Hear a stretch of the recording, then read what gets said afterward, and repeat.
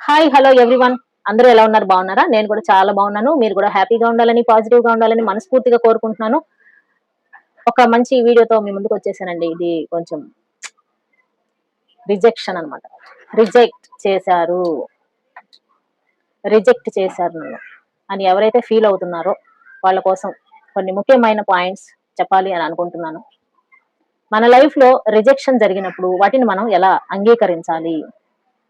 అసలు మనల్ని ఎందుకు రిజెక్ట్ చేస్తారు? మనలో ఉన్న లోపాలేంటి? మనలో ఏం లోపాలు లేవండి. అయినా సరే రిజెక్ట్ చేస్తారండి. మనలో ఏ లోపాలు లేకపోయినా సరే, అవతల వ్యక్తులకి మనలో ఉన్న లోపాలు ఖచ్చితంగా కనిపిస్తాయి. ప్రతి ఒక్కళ్ళకి పాజిటివ్ గానే కనిపించాలని ఏమాత్రము రూల్ లేదు. మనం ఎంత మంచి వ్యక్తులమైనా సరే, కొంతమందికి మనం చెడ్డ వ్యక్తుల్లాగా కనిపిస్తూ ఉంటాం. ఇలాంటి చిన్న చిన్న తేడాలు వచ్చినప్పుడు, ఏదైనా సమస్యలు వచ్చినప్పుడు మిమ్మల్ని రిజెక్ట్ చేసి వెళ్ళిపోతూ ఉంటారు. కాబట్టి ఈ రిజెక్షన్ ని మనం ఎలా తట్టుకొని నిలబడాలి అనేది ఈ వీడియోలో చూడబోతున్నాం. కంటెంట్ లోకి వెళ్ళబోయే ముందు మన ఛానల్ ని ఎవరైనా ఫస్ట్ టైం చూస్తున్నట్లయితే ఛానల్ ని సబ్స్క్రైబ్ చేసుకొని చూడండి. మన వీడియోస్ నచ్చినాయి అనుకోండి, లైక్ చేయండి, కామెంట్ చేయండి, అలాగే షేర్ చేయండి ఫ్రెండ్స్. అంతేకాదు హైప్ కూడా చేసేసేయండి. బెల్ బటన్ ని ఆన్ లో పెట్టుకోండి. నేను ఎప్పుడు వీడియోస్ వేసినా సరే మీకు నోటిఫికేషన్ గా వచ్చేస్తుంది. ఎక్కువ లేట్ చేయకుండా చాలా మందికి కనెక్ట్ అయ్యే టాపిక్, చాలా సీరియస్ టాపిక్, లాస్ట్ వరకు చూడండి. వెళ్ళిపోదాం. ఓకేనా?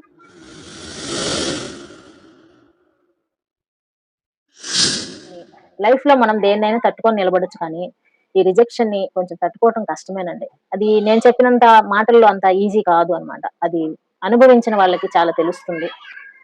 మనల్ని కొంతమంది తక్కువ రిజెక్ట్ చేసి వెళ్ళిపోతారు. వాళ్ళ లైఫ్ లో ఏమైనా మార్పులు జరుగుండొచ్చు, కానీ కొంతమంది ఏం చేస్తారంటే తక్కువ చెప్పరు. కొద్ది కొద్దిగా పాయిజన్ ఎక్కించినట్టుగా మనల్ని రిజెక్ట్ చేస్తూ ఉంటారు. ఫస్ట్ స్టార్టింగ్ ఏం చేస్తారంటే మీతో ఎక్కువగా కాల్స్ మాట్లాడటం మానేస్తారు. ఫస్ట్ లో రోజుకి 5-6 సార్లు ఫోన్లు చేసిన వాళ్ళు కొద్ది రోజుల తర్వాత మిమ్మల్ని ఎప్పుడైతే రిజెక్ట్ చేయాలని అనుకుంటున్నారో ఆ సిమ్టమ్స్ కి కొద్ది రోజుల ముందు మీకు ఒకసారో 2 సార్లు ఫోన్ చేస్తారు. ఫోన్ చేసినా సరే ఇంతకు ముందులాగా గంట, అరగంట, 2 గంటలు మీతో టైం స్పెండ్ చేయరు, మాట్లాడరు అనమాట. గంటలు గంటలు మాట్లాడే వ్యక్తులు నిమిషాల వరకే మీకు అవకాశం ఇస్తారు. అప్పుడు మీకు కొద్దిగా బాధ అనిపిస్తూ ఉంటుంది. ఇంతకు ముందు గంటలు గంటలు మాట్లాడారు కదా, ఇప్పుడేంటి కొంచెం సేపు కూడా మాట్లాడట్లా అని మీ మనసులో ఫస్ట్ ఫీల్ అవుతారు. వాళ్ళతో చెప్పలేరనమాట. మొహమాటం ఉంటుంది కదా, తొక్కలోది ఎవరికైనా సరే ఉంటుంది. ఆ మొహమాటం కొద్ది మీరు ఏం చేస్తారంటే కొద్ది రోజులు అలానే మీరు కూడా కొంచెం సేపు మాట్లాడటానికి అలవాటు పడతారు. ఆ తర్వాత నిదానంగా వాళ్ళకి చెప్పడానికి చూస్తారు. ఇంతకు ముందులాగా నువ్వు ఎక్కువసేపు మాట్లాడట్లేదేంటి, ఏంటి కారణం అని అడిగినప్పుడు వాళ్ళు కారణం చెప్పరు. మిమ్మల్ని వదిలేసేయాలని అనుకునే వాళ్ళు కారణాలు చెప్పరు అనండి. వాళ్ళకి ఏ కారణం అవసరం లేదు. మిమ్మల్ని వదిలేయటమే వాళ్ళకి ఒక పెద్ద కారణం. అది ఒకేసారి వదిలేసి వెళ్ళిపోతే మీరు తట్టుకోలేరేమో అని చెప్పేసి కొంచెం కొంచెంగా మిమ్మల్ని డిస్టెన్స్ మెయింటైన్ చేస్తూ ఉంటారు. అంటే నేను బిజీగా ఉన్నాను అని చెప్పేస్తారు ఒకటే మాట మీరు అడిగినప్పుడు. మీరు అడుగుతారు కదా ఏదో ఒక రోజు, ఇంతకు ముందులాగా నువ్వు నాతో ఎక్కువసేపు మాట్లాడట్లేదు ఏంటి అన్నప్పుడు టక్కున వచ్చే సమాధానం ఏంటంటే, ఇంతకు ముందు అంటే నేను చాలా ఖాళీగా ఉన్నాను, ఫ్రీగా ఉన్నాను, అప్పుడు మాట్లాడాను. ఇప్పుడు నేను చాలా బిజీగా ఉన్నాను, మాట్లాడలేకపోతున్నాను అని చెప్పేసి చెప్తారు. కానీ నేను తొందరలో నిన్ను వదిలేయబోతున్నాను, నిన్ను రిజెక్ట్ చేయబోతున్నాను, దానన్నిటికీ సూచనలే ఇవి అని చెప్తారా? చెప్పరు. మీరే అర్థం చేసుకోవాలి. ఎందుకు అలా జరుగుతుంది అనంటే వాళ్ళ మైండ్ సెట్టేనండి కారణం. మిమ్మల్ని ఎమోషనల్ గా డీప్ గా లవ్ చేసేసి కనెక్ట్ అయిపోయిన తర్వాత మీరు డీప్ గా వాళ్ళ మీద మీకు ఏవైతే ఫీలింగ్స్ ఉన్నాయో అవన్నీ కూడా ఇంక్రీజ్ అయిన తర్వాత సడన్ గా మిమ్మల్ని వదిలేసి వెళ్ళిపోవటం. ఇది ఒక రకమైన సైకాలజికల్ మెంటాలిటీ అండి. ఇలా చేయడం వల్ల ఏంటంటే కొంతమందికి ఈగో సాటిస్ఫై అవుతుంది. నేను ఎవరినైనా సరే పడేయగలను, నా చుట్టూ తిప్పుకోగలను, నాకు ఆ టాలెంట్ ఉంది అంటే వాళ్ళు కొద్దిగా అందంగా లేకపోయినా సరే ఇట్లాంటి స్కిల్స్ ఉంటాయి అనమాట వాళ్ళకి. మాటలతో ఎదుటి వ్యక్తుల్ని ఆకట్టుకోవటం, మాటలతో ఎదుటి వ్యక్తుల్ని ప్రేమించేలాగా చేసుకోవటం, మాటలతో ఎదుటి వ్యక్తుల్ని కనెక్ట్ అయ్యేలాగా చేసుకోవటం, మాటలతో ఎదుటి వ్యక్తులని పిచ్చెక్కించేలాగా చేయటం, అవే మాటలతో మిమ్మల్ని దూరం చేసుకోవటం. ఇలాంటి స్కిల్స్ ఉన్న వాళ్ళు ఏం చేస్తారంటే వాళ్ళకి వాళ్ళు ఛాలెంజ్ పెట్టుకుంటారు. నేను ఎంతమందిని పడేయగలను, నేను ఎవరినైనా సరే పడేయగలను అని చెప్పేసి. అందుకనే వాళ్ళ ఈగో సాటిస్ఫాక్షన్ కోసం అవసరం ఉన్నా లేకపోయినా కొంతమంది జీవితాల్లోకి చొరబడి వాళ్ళ మనసులు మార్చి వాళ్ళ చుట్టూ తిప్పుకొని మాటలతో టాలెంట్ తో ఒక రోజు వదిలేస్తూ ఉంటారనమాట. వాళ్ళకి ఇదంతా మైండ్ సెట్ లో ఆల్రెడీ ఫిక్స్ అయి ఉంటుందండి. వీళ్ళతో ఇన్ని రోజులు మాత్రమే మాట్లాడాలి, ఇన్ని రోజులు మాత్రమే వీళ్ళతో టైం పాస్ చేయాలి, ఇన్ని రోజులు మాత్రమే ప్రేమించాలి, ఇన్ని రోజులు మాత్రమే ఫోన్ లో మాట్లాడాలి, ఇన్ని రోజులు మాత్రమే వీళ్ళతో కనెక్టివ్ గా ఉండాలి, ఆ తర్వాత వెళ్ళిపోవాలి అని బలంగా ఫిక్స్ అయి ఉంటారు. ఈ విషయాలు ఏమీ తెలియని మీరు ఏం చేస్తారంటే, అరే నిజంగా వీడు ప్రేమిస్తున్నాడు, సడన్ గా వీడికి ఏమైందో, లేదంటే ఈమెకేమైందో, నేనేమైనా తప్పు చేశానేమో, నా సైడ్ నుంచి ఏమైనా మిస్టేక్ ఉందేమో, నేనేం తప్పు చేశాను చెప్పు అని చెప్పి బతిమలాడటం స్టార్ట్ చేస్తారు. నేనేం తప్పు చేశాను, ఇంతకు ముందులాగా ఎందుకని మాట్లాడట్లా, నేనేమన్నా మిస్టేక్ చేశానా, నా మాటలో ఏమైనా దొర్లిందా, ఏమైనా తప్పు చేశానా, లేదంటే నీకు వాల్యూ ఇవ్వలేదా, నీకు టైం ఇవ్వలేదా, నా మిస్టేక్స్ ఏమైనా నీకు తెలిసినాయా, ఎవరైనా నా గురించి ఏమైనా చెప్పారా, ఎవరు నా గురించి చెడుగా చెప్పారు, ఇట్లాంటి ఆలోచనలు మైండ్ లో రైజ్ అవుతూ ఉంటాయి. నిజానికి అక్కడ ఏమీ ఉండదండి, ఏమీ ఉండదు. వాళ్ళు ఫస్టే ఫిక్స్ అయిపోయారని చెప్పాను కదా, మీతో కొద్ది రోజులు మాత్రమే టైం పాస్ అని చెప్పేసి ఫిక్స్ అయిపోయారు కాబట్టి అలా చేస్తూ ఉంటారు. మీరేమని ఫిక్స్ అవుతారంటే, ఈ వ్యక్తి వచ్చేసారు కాబట్టి మన లైఫ్ లోకి, వీళ్ళతోనే మన లైఫ్ అంతా అని మీరు ఫిక్స్ అవుతారు. అలా ఫిక్స్ అయినప్పుడు వాళ్ళు అక్కడ ఫిక్స్ అయింది వేరే, మీరు ఇక్కడ ఫిక్స్ అయింది వేరే, రెండు మ్యాచింగ్ కుదరక మీ మనసు బాధ అనేది కలుగుతుంది. వాళ్ళు ఆల్రెడీ ఫిక్స్ అయి ఉన్నారు కాబట్టి మిమ్మల్ని వదిలేసినా, మీరు వాళ్ళ లైఫ్ లో నుంచి వెళ్ళిపోయినా, ఇంకా ఏం జరిగినా సరే వాళ్ళకి అనవసరం. ఎందుకంటే ఆల్రెడీ ఫిక్స్. ఓకేనండి. మీరు కొత్తగా చూస్తున్నారు కాబట్టి, ఫిక్స్ అవ్వలేదు కాబట్టి, వాళ్ళతో లైఫ్ లాంగ్ ఉండాలి అని కోరుకుంటున్నారు కాబట్టి, ప్రతిదానికి షాక్ అయిపోయి కేకులు తింటా ఉంటారు. వాళ్ళు ఎందుకని అట్లా ఉంటున్నారు, నేను ఎందుకని ఇట్లా ఉంటున్నాను అని అనుకునే వాళ్ళకి ఇదేనండి సమాధానం. ఏది, వాళ్ళు ఆల్రెడీ ఫిక్స్డ్, మీరు ఫిక్స్ కాల. అక్కడ వచ్చేస్తుంది అనమాట మీకు బాధ అనేది. నువ్వు ఎలా ఉండగలుగుతున్నావు నాతో మాట్లాడకుండా అని అంటే, వాళ్ళు మనసులో అనుకుంటారు, నేను ఆల్రెడీ అనుకున్నదే ఇది, అంటే ఇది టెస్ట్ లాగా కనిపిస్తుంది, నాకు ఆల్రెడీ తెలుసుకో అనుకుంటారు మనసులో. కానీ బయటకి ఏ సమాధానం చెప్పరు. ఎందుకు ఇలా అవుతారు అని అంటే, వాళ్ళ లైఫ్ లోకి మీకన్నా ఇంపార్టెంట్ అయిన పర్సన్స్ ఎంటర్ అవుతారు. వాళ్ళని వీళ్ళు వదులుకోలేరు అనమాట. ఇన్ని ఎక్కువ క్వాలిటీస్ ఉన్న వ్యక్తులు మళ్ళీ మన లైఫ్ లోకి వస్తారో లేదో, ఇదేముందులే పాతది తప్పలేదు వదిలేస్తే పోలా అని చెప్పేసి, వాళ్ళకి మనుషులకి వస్తువులకి పెద్ద తేడా ఉండదు అండి. ఒక వస్తువు విషయంలో ఎలా అయితే పాతదైపోయిందని చెప్పేసి దాన్ని తీసి అవతల పారేసి అదే ప్లేస్ లో కొత్త వస్తువులు తెచ్చుకుంటారో, వాళ్ళకి మనుషుల విషయంలో కూడా సేమ్ ఫీలింగ్స్ ఉంటాయి. మీరు పాత పడిపోయారు, కొత్త వ్యక్తులు మీ ప్లేస్ లోకి వచ్చేసారు. మీకు ఇవ్వాల్సిన టైం అంతా వాళ్ళకి ఇస్తూ ఉంటారు కాబట్టి మీకు ఎక్కువ టైం ఇవ్వలేరు. చాలా సింపుల్ లాజిక్. నిన్న ఒక వీడియో చేశానండి, అవతల వ్యక్తుల్ని మర్చిపోవాలని చెప్పేసి. చాలా చిన్నదిగా ఉంది, షార్ట్ గా ఉంది మీ వీడియో, అప్పుడే అయిపోయిందని అనిపించిందండి, కొద్దిగా లెంతీగా చేయండి అని అన్నారు కాబట్టి నేను కొంచెం మాట్లాడుతున్నాను అనమాట. ఈ విషయాల గురించి మనం ఎంత చెప్పుకున్నా సరే ఇది ట్రెండింగ్ టాపిక్ కాబట్టి మీకు బోర్ కొట్టదు అనమాట. ఎందుకంటే జరుగుతున్నది కూడా బయట అదే జరుగుతుంది. నేను చెప్పేవి కూడా అన్ని పచ్చి నిజాలండి. ఒక్కటి కూడా నేను చెప్పేది అబద్ధం అనేది లేనే లేదు. మీరే విశ్లేషించుకోండి కావాలంటే. వాళ్ళు మిమ్మల్ని అవాయిడ్ చేయడానికి రెడీ అవ్వగానే ఫస్ట్ చేసేది ఏంటయ్యా అంటే, మీ కాల్ ఫస్ట్ వెంటనే అటెండ్ చేయరు, బిజీగా ఉన్నట్టుగా చూపిస్తూ ఉంటారు.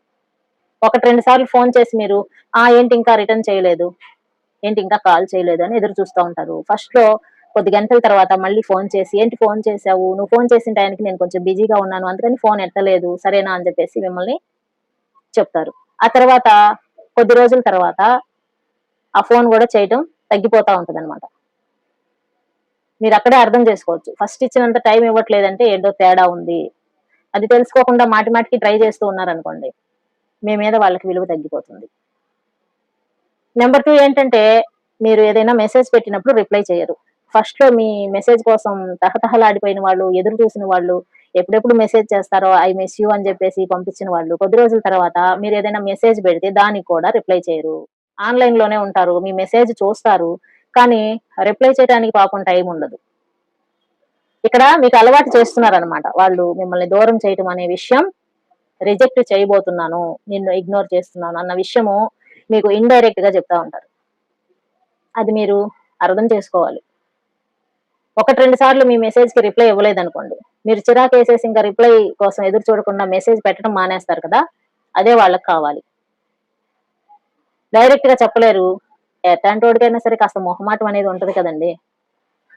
నువ్వు నాకు మెసేజ్ పెట్టుకు నేను రిప్లై ఇవ్వను అని చెప్పలేరు కదా. కాబట్టి మీరు మెసేజ్ పెట్టిన దాకా చూస్తారు, ఆ మెసేజ్ ని కూడా చూస్తారు, కానీ రిప్లై మాత్రం ఇగ్నోర్ చేసేస్తారు. రెండోసారి మీరు మెసేజ్ పెట్టడానికి ఆలోచిస్తారు. ఎందుకులే వీడికి మెసేజ్ పెట్టినా సరే తొక్కగాడు రిప్లై పంపిస్తాడా ఏంటి అని చెప్పేసి మానేస్తారనమాట. అదే వాళ్ళకు కూడా కావాల్సింది.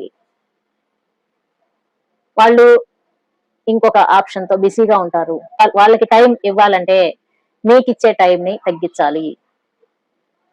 వాళ్ళతో ఎక్కువసేపు మాట్లాడాలి అంటే మీతో మాట్లాడే టైం ని తగ్గించాలి. వాళ్ళతో కనెక్ట్ అవ్వాలి అంటే మీ కనెక్ట్ ని కట్ చేయాలి.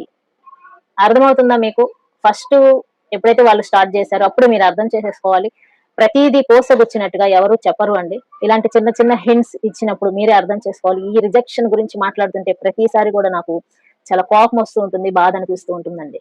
ఎంత మంది సఫర్ అవుతున్నారో కామెంట్లు చూస్తుంటే నాకు అర్థమవుతుంది. వాళ్ళంతట వాళ్ళే వచ్చారండి. వాళ్ళంతట వాళ్ళే వెనకాల పడ్డారండి. వాళ్ళంతట వాళ్ళే ఇష్టం అని చెప్పారండి. ఇప్పుడు కొద్ది రోజుల తర్వాత వాళ్ళంతట వాళ్ళే వెళ్ళిపోయారండి అని చెప్పి బాధపడుతున్నప్పుడల్లా నా మనసు చాలా చాలా కష్టంగా ఉంటుంది. ఎందుకు ఇలాగా ఎదుటి వ్యక్తి ఎమోషన్స్ తో ఆడుకుంటున్నారు?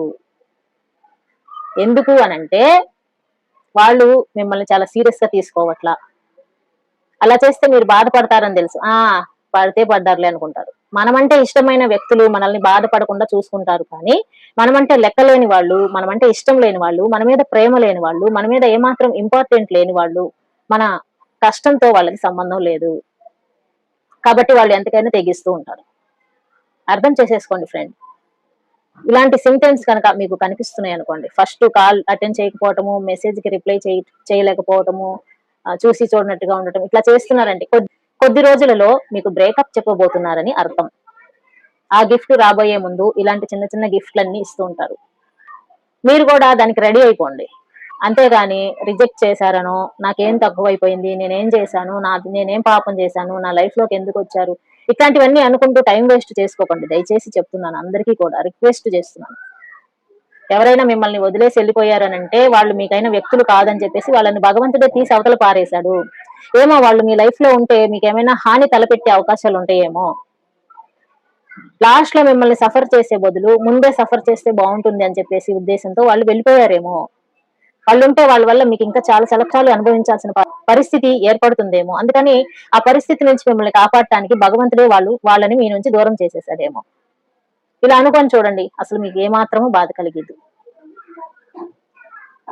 ఇప్పుడు మనం ఒక ఇంట్లో ఉన్నామండి. ఆ ఇంట్లో సడన్ గా మనం ఆ ఇంట్లో నుంచి ఏదో ఒక కారణం చేత బయటకు వచ్చేసాం. మనం బయటకు వచ్చేసిన కొద్దిసేపటికే ఆ ఇల్లు కుప్ప కూలిపోయింది అనుకోండి. మనం ఏమనుకుంటాం? బా, దేవుడు నన్ను కాపాడాడురా, దేవుడు ఉన్నాడురా, ఇంకా నయం నేను ఆ ఇంట్లో కూర్చొనిలేను, నేను కూడా పోయి ఉండేవాడిని.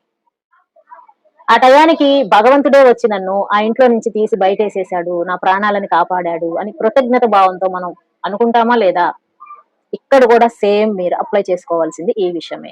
ఒక వ్యక్తి మన లైఫ్ లో నుంచి మన ప్రమేయం లేకుండా వెళ్ళిపోయారు అనంటే వాళ్ళ వల్ల మనకి ఫ్యూచర్ లో ఏదో ఒక ప్రమాదం పొంచి ఉంది. మనం ఎమోషనల్ గా ఏదో కష్టపడబోతున్నాం. మానసికంగా, శారీరకంగా మనకి చాలా నష్టాలు జరిగే అవకాశాలు ఉన్నాయి వాళ్ళ వల్ల. ఆ విషయం గ్రహించిన దేవుడు ఆ ఇంట్లో నుంచి మిమ్మల్ని ఎలా అయితే బయటపడేశాడో ఆ వ్యక్తి ఒక లైఫ్ లో నుంచి కూడా మిమ్మల్ని బయటపడేశాడు. ఇలా అనుకుంటే మనకి ఎటువంటి కష్టము ఉండదు. ఇలా అనుకుంటే కాదండి, ఇదే నిజం. 100% నిజం అనమాట. ఒక వ్యక్తి వల్ల మనకి ఏదైనా సమస్య రాబోతుంది అన్న విషయం మనకన్నా ఎక్కువ భగవంతుడికే తెలుస్తుంది కాబట్టి ఆయన మనల్ని సేవ్ చేసే డ్యూటీలో ఇదొక భాగంగా వాళ్ళని మన నుంచి దూరం చేసేస్తూ ఉంటాడు. ఇంకొక కారణం కూడా ఉంటుంది. అదేంటంటే ఇంకొక వీళ్ళకన్నా చాలా మంచి మనసున్న వ్యక్తి మన లైఫ్ లోకి ఎంటర్ అవ్వాలని రాసి పెట్టేశాడు. అది రావాలంటే ఇది అడ్డం కాబట్టి దీన్ని తీసేశాడు. ఫ్యాక్ట్, నిజం. మై డియర్ ఫ్రెండ్స్, ఎవరైనా సరే మిమ్మల్ని మోసం చేసేసి వెళ్ళిపోయారనో, ఎమోషన్స్ తో ఆడుకుని వెళ్ళిపోయారనో, మిమ్మల్ని ఇంకో విధంగా మనీ పరంగా ఇంకో విధంగా ఏదైనా సరే యూస్ చేసుకుని వదిలేసి వెళ్ళిపోయారు అనో బాధపడకండి. అటువంటి వ్యక్తులు మీ నుంచి పారిపోవచ్చేమో కానీ కర్మ నుంచి ఏమాత్రము పారిపోలేరు. భగవంతుడి దృష్టి నుంచి ఏమాత్రం తప్పించుకోలేరు. మీ మనసుని ఎంతైతే కష్టపెట్టారో అంతకంత కష్టం వాళ్ళ లైఫ్ లో ఖచ్చితంగా ఎదురు చూస్తూ ఉంటుంది. ఫ్యామిలీ పరంగా కానీ, ఇంకో పరంగా కానీ, హెల్త్ పరంగా కానీ వాళ్ళకి ఏదో ఒక శిక్ష ఖచ్చితంగా భగవంతుడు వేస్తాడు. అప్పుడు కూడా వాళ్ళకి అర్థం కాదు మనం చేసిన దానికే ఇది వచ్చింది అని. కానీ ఏదో ఒక రోజు ఖచ్చితంగా కర్మ చేతిలో వాళ్ళు శిక్షని అనుభవించక తప్పదు. మీరేమి వాళ్ళని శపించాల్సిన అవసరం లేదు. నా జీవితంతో ఆడుకుని వెళ్ళిపోయాడు, వాడు ఎట్టయిపోవాలి, ఆమె ఎట్టయిపోవాలి, అట్లా నాశనం అయిపోవాలి. నో అండి, మర్చిపోండి, క్షమించేసేయండి. అన్నిటికీ పైన వాడు ఉన్నాడు, వాడు చూసుకుంటాడు. అంతకన్నా మించి కర్మ వెంటాడుతుంది, ఎవరిని వదిలిపెట్టదు. ఐ హోప్ ఈ వీడియో మీ అందరికీ యూస్ఫుల్ గా ఉంది అని అనుకుంటున్నాను. వీడియో నచ్చితే లైక్ చేయండి. మరిన్ని మంచి వీడియోల కోసం ఛానల్ ని సబ్స్క్రైబ్ చేసుకోండి. నెక్స్ట్ టైం మరో మంచి వీడియోతో మళ్ళీ మీ ముందుకు వచ్చేస్తాను. అంటిల్ దెన్, జై హింద్.